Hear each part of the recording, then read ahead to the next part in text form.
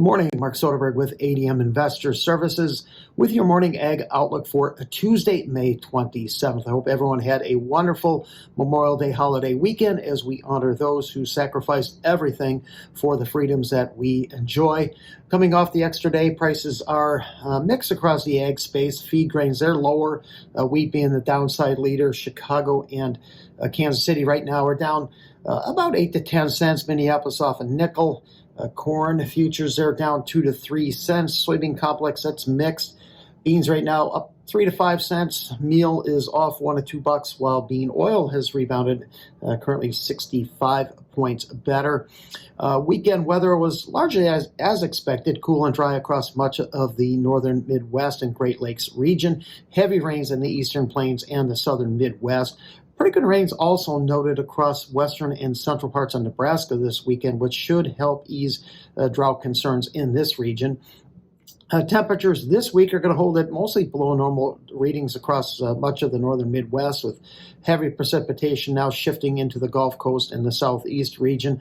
Lighter amounts for the central Midwest and northern plains. Temperatures expected to gradually warm to normal to slightly above normal readings by the upcoming weekend. I look for corn plantings to have reached nearly 90% here, keeping ahead of its normal pace. 85% is the 5-year average. Bean plantings likely advance to about 80%, which, if realized, would maintain a record fast pace and above its 5-year average of 69%. Spring wheat plantings are starting to hit the home stretch here, likely over 90% this afternoon. I'll look for steady, slightly better wheat crop conditions, and I suspect corn ratings will come in pretty close to last year's initial readings at 75% good to excellent, which is above its historical average. Friday's CFTC report showed money managers there were good sellers in corn, stretching their short position out to just over 103,000 contracts. Also net sellers across the soybean complex while stretching their short position in the meal to a record large at nearly 108,000 contracts. Funds good buyers in Chicago wheat at about 18,000 contracts, light buyers in Kansas City.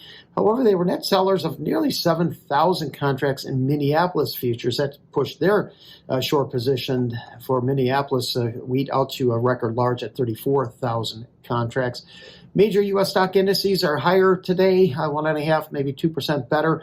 Over the weekend, President Trump's decision to push back raising tariffs on EU imports to July 9th in order to allow both sides to negotiate has helped stimulate the higher trade in the stock markets.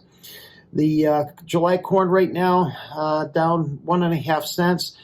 Inside trade there, D's corn is off about 3 cents. Overhead resistance for July futures rests at its 50-day moving average at 467 3/4.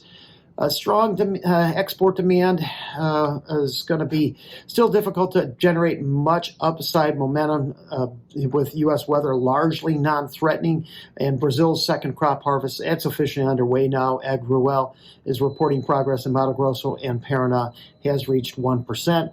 Inside trade for both July and November beans overnight.